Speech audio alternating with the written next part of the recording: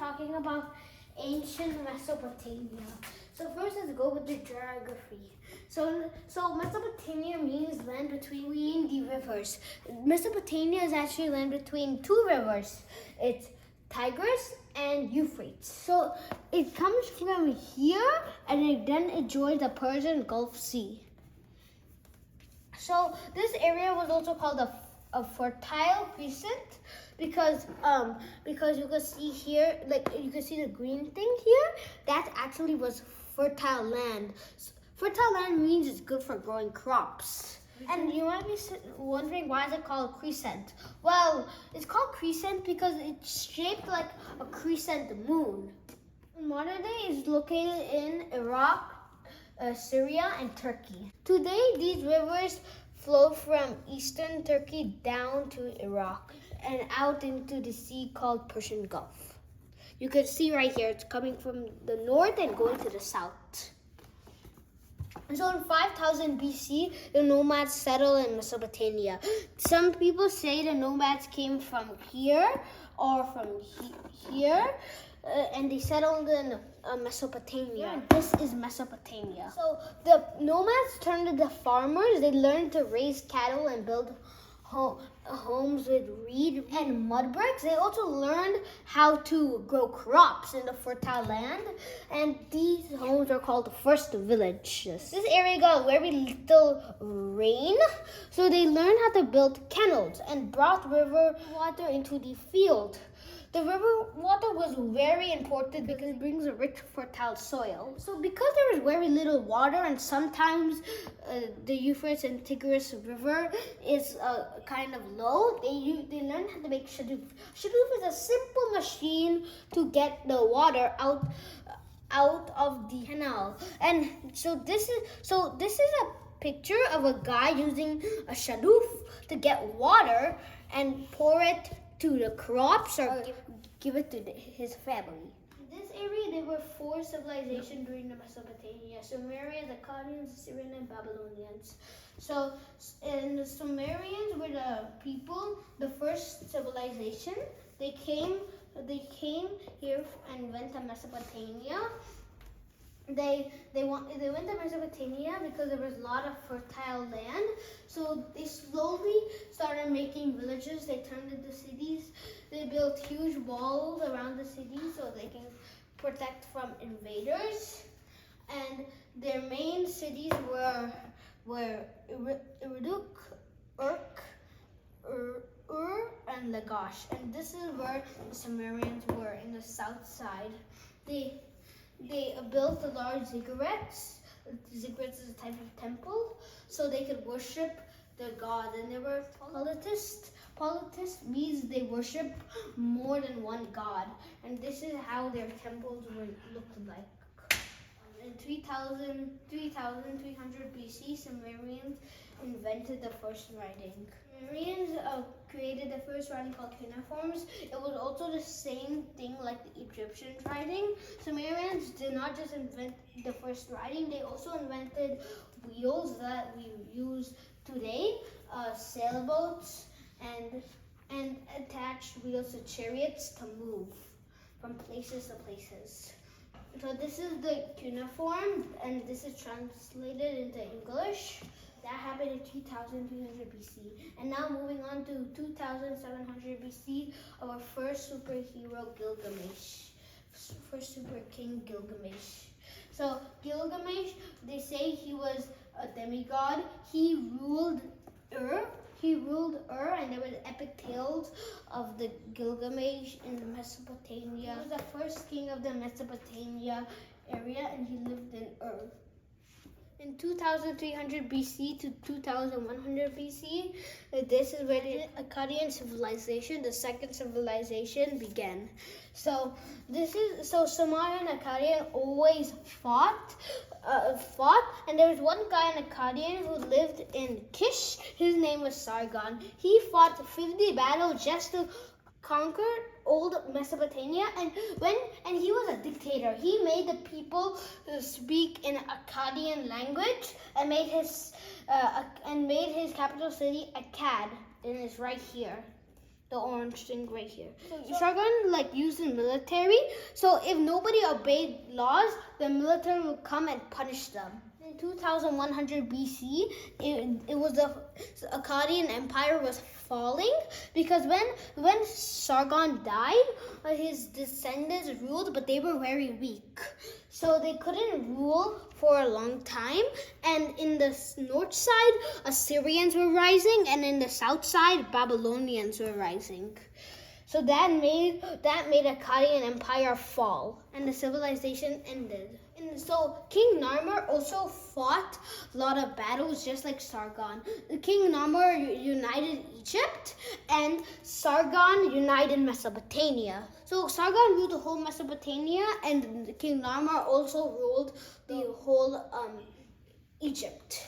In the north Mesopotamia, right here, Assyrians Empire grew in north, and in south, the Babylonian Empire grew. The Babylonians' capital was next to the Euphrates, and the Assyrians' capital was next to the Tigris. In 1900 BC to 1780 BC, it was the Assyrians' first rise. 1900 BC, the Assyrians were rising north of Mesopotamia, right here. In 1800 BC, Shamshi-Adab, the king of the Assyrian Empire, he ruled north of Mesopotamia.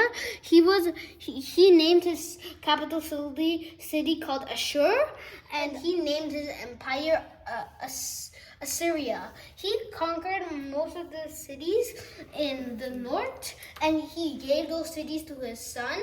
He was a dictator, and all the people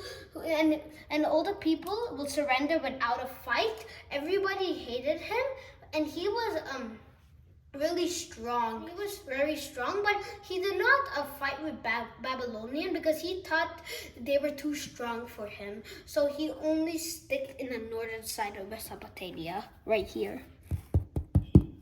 So let's move on to Babylonian civilization. It happened in 1792 BC to 1595 BC. Hammurabi, he inherited the throne of his father. Hammurabi ruled south Mesopotamia, and he was in Babylon city.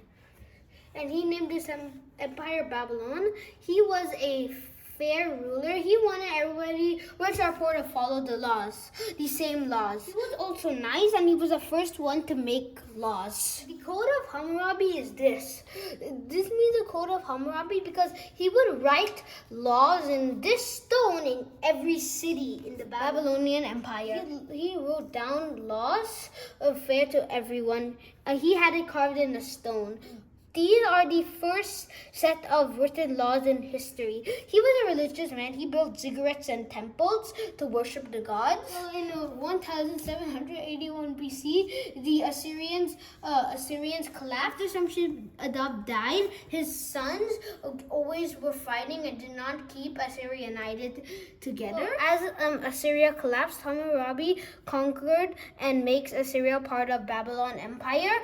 In 1750 BC, Hammurabi dies, and the first Babylon Empire begins to fall apart. Hammurabi went to the north and conquered Assyria, and 1750 BC he dies, and that is when the Babylon Empire collapses. 1600 BC to 1300 BC, it was the Hittite dynasty. The Hittite dynasty took over Mesopotamia for a short period.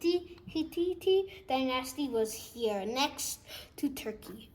They came over from north and conquered the whole of Mesopotamia. After Hittite dynasty was over, the Assyrians' second rise in power came. It was in 1360 BC to 600 BC.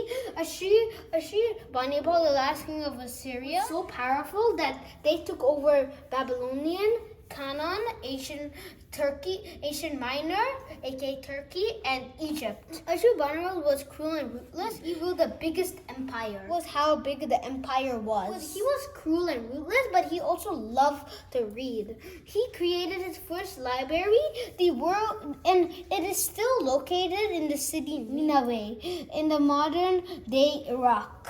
So in 626 BC, Ashurbanipal dies, the Assyrian Empire falls. Whenever a king dies in Mesopotamia, why does the empire fall?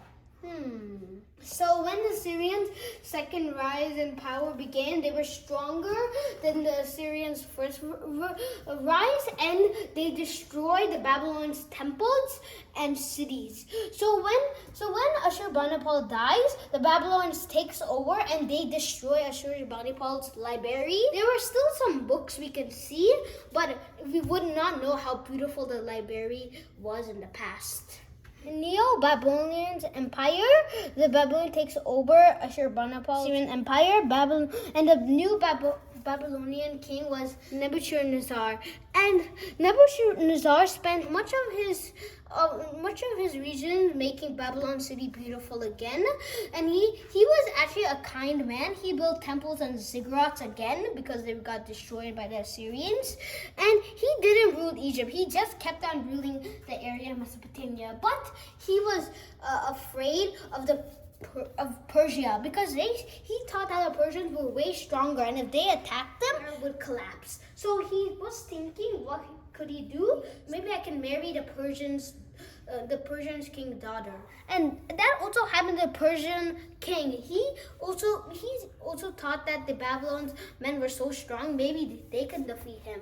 Until a messenger arrived and said to the Persian king that the Babylon king wants to marry your daughter. And then that made the Persian king got an idea, and he said yes. So when he also told his daughter that you have to marry the Babylon king, the daughter said, I don't want to marry it because the land is very flat there, and I like this land because it's all hills and gardens. The Persian king said, if you marry it, then Persia will be safe from Babylon. So she agreed. She went to Babylon's castle. The Babylon king, Nebuchadnezzar, he gave her the biggest rooms and the servants, and he got monkeys from China to play with, and servants that can make her any wish. But he realized that the Persian daughter was sad. He commanded his servants to make hills and to make gardens. So whenever the Persian daughter is sad, she can go there. And that is called the Hanging Garden of Babylon. So this is one of the ancient wonders.